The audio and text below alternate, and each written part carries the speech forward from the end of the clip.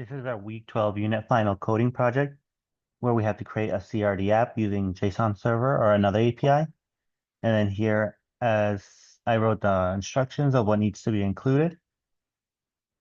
So for my application, I made a to-do list. I could add tasks, for example, and it would add it to the task. And I can remove tasks. And I can mark them as completed by clicking them, which would gray them out. And to do this, first I created my index HTML. Most of my styling I did through Bootstrap, which I did the CDN link instead of downloading. My only two custom styles I did were the completed button, which would highlight it gray and turn the text white, and the body, which is a light gray on the background.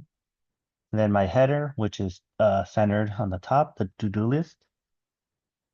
And then the form for the new task, which is right here, we would enter the task and then the button to add the task.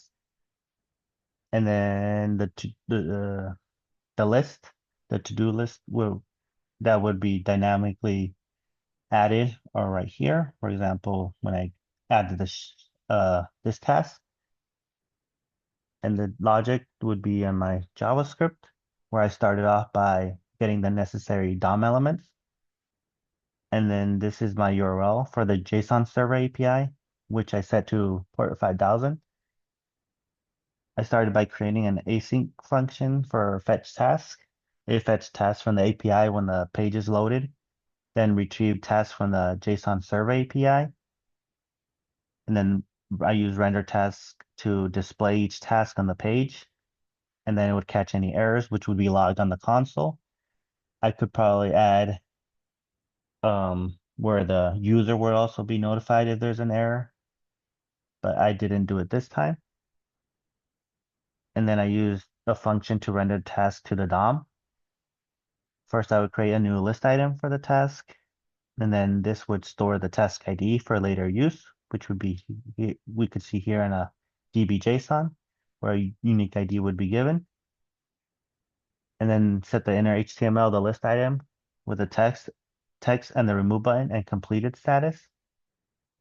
And then I added an event listener to toggle completion status when the task is clicked, which is the gray. Then another async function, add task, which would add task to the server. It would get the text from the input field, which the user would enter, and then checks if it's not empty.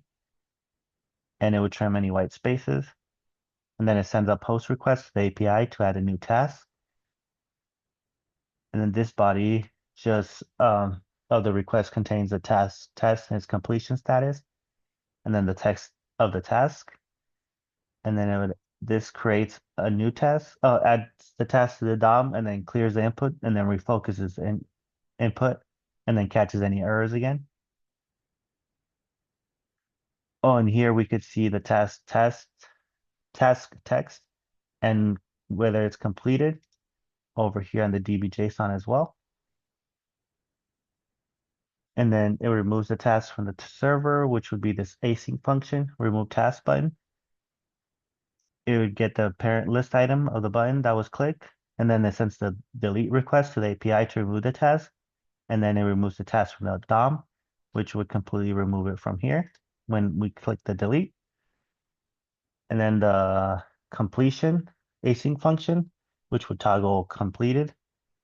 And this would prevent the click event from propagating to the button. And then it checks if the task is currently completed.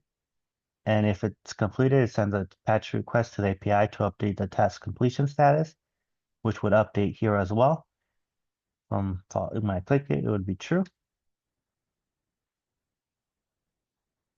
And then it toggles the class on the DOM and then catches any error. And then I added at the very end an event listener where not only can we add tasks